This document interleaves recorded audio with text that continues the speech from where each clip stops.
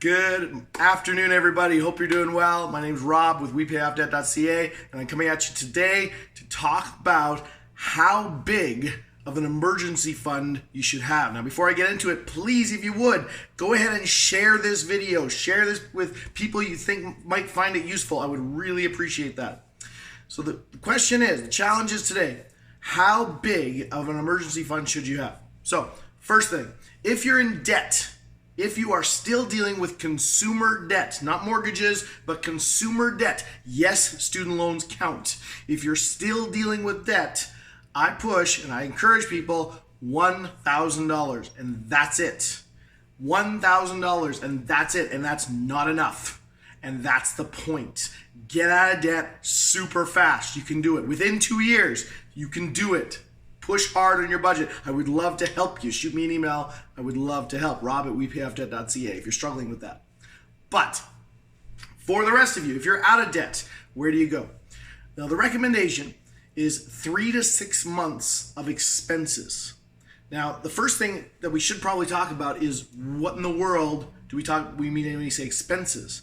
Now, if you're out of debt, you look at what would it take to run my home. Okay? So, for instance, that would not include any savings. Why in the world would you, while you're in an emergency, invest into retirement? Why in the world would you, in an emergency, invest in your kid's college? It doesn't make sense. Stop everything. You can always get back to it later. You can always recover that money if you really need to. The goal is what you need to absolutely run your house. So no savings are taken into account. I would include any sinking funds you have, any savings you're putting aside for future big purchases. Don't count that money as part of your expenses when it comes to figuring out 3 to 6 months of your expenses. For instance, as well, you might even throw cable as not an expense in that. And the reason I would say that is because if you're in a serious emergency, you probably cancel cable, right? You probably cancel Netflix. You can cancel it for a brief time. Your Disney Plus account probably gets canceled for a bit. Maybe, maybe not. And those are small amounts anyway. It doesn't change a whole lot. But I throw that out there to make the point. The goal is 3 to 6 months of your living expenses. The expenses you need to live. You need to keep your house running. Okay? So then the question becomes, well, how do you figure out 3 months, 6 months, where in between? Right? Certainly no more than 6. Certainly no less than 3. But couple of things for you to keep in mind. One, stability of your jobs. Has it ever happened that you've lost your job? Has it ever happened that your job has laid people off? Has it ever happened that your job is just shut down for a while or whatever? Unexpectedly. Anything that happens expectedly. Like, for instance, you're out of work in the summer, you work in the school system, you don't work in the summer and you don't get paid in the summer because of your particular role. Okay, that's not an emergency because you know that's coming. You know that's coming right now. Plan for it. Schedule it. Work for it. The emergency fund is separate. The emergency fund is for things that you didn't expect, didn't plan to happen. Okay? So how stable are your jobs? Are you in a job that it works for the government and is never going to go away? Or are you, say, working for a small business? This is something to consider. Because if you're working for a small business, if you're working for a 1-man team, a 5-man team, a 100-person team, that's a lot smaller than the government. That's a level where some guy above you, who you don't have any say over, makes decisions with the money in the business, and he makes a bad decision, and now all of a sudden the business is closed. That's possible. And so if you work for a smaller business or a less stable job, you would obviously err towards the 4, 5, 6 month scale on the 3 to 6 months. Are you self-employed? Well, that's the smallest business of them all. If you're working for yourself, you probably need a pretty good emergency fund. For instance, if you're a real estate agent and all your money comes from commissions, I would have a 6-month emergency fund at the very least. And the reason is because what if something happens and you can't sell any houses? I mean, what do you need to sell your house? You need to be able to walk, probably. You need to be able to talk, probably. You need to be able to see, probably. You need to be able to hear, probably. Any one of those things goes bad for a 2-month stint and you're in trouble.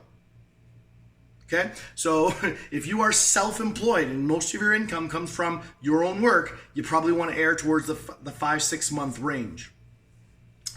Next, do you have any chronic health issues, or does your family have a family history of any chronic health issues? So I know I have a couple friends, and I've been diagnosed myself with having migraines. Now, luckily, I've been okay with it so far, but I've got a couple friends who've had migraines so much so that they're calling in sick all the time. What happens if you start getting them every week? What happens if you start getting them every day? This is a problem, right? So I would start erring on the 4, 5, 6 month range.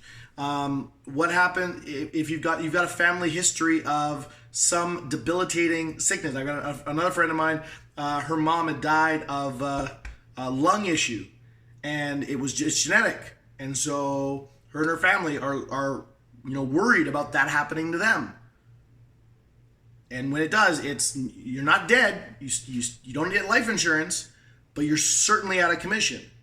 And so, depending, you can think about that and how serious you want to put that as a factor. But that would start erring more on the upside.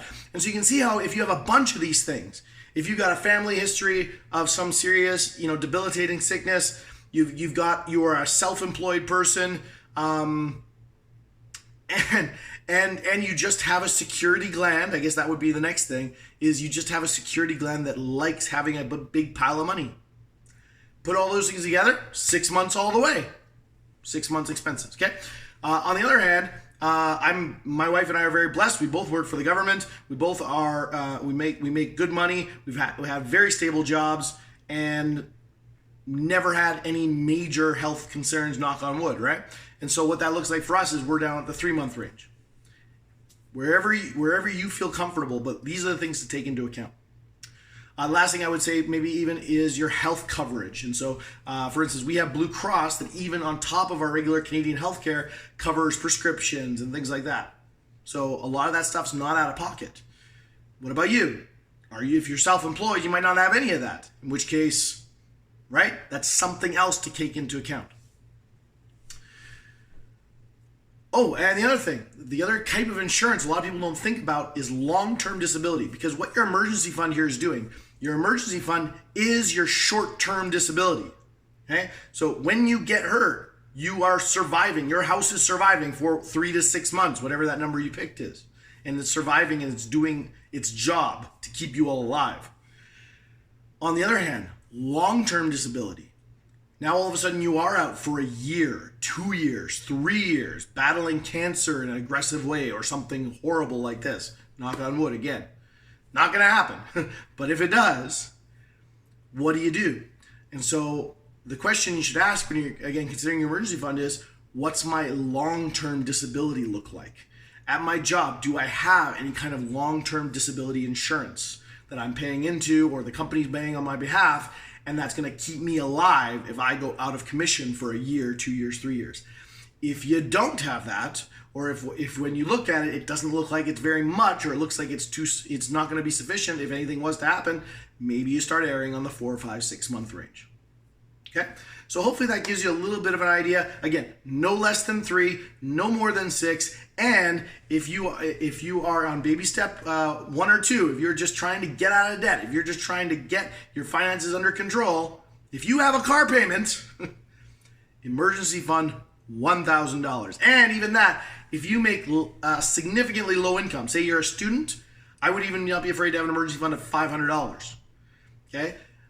That's the point. At that point, you want to throw everything you've got at the debt. Nail it and hit it hard.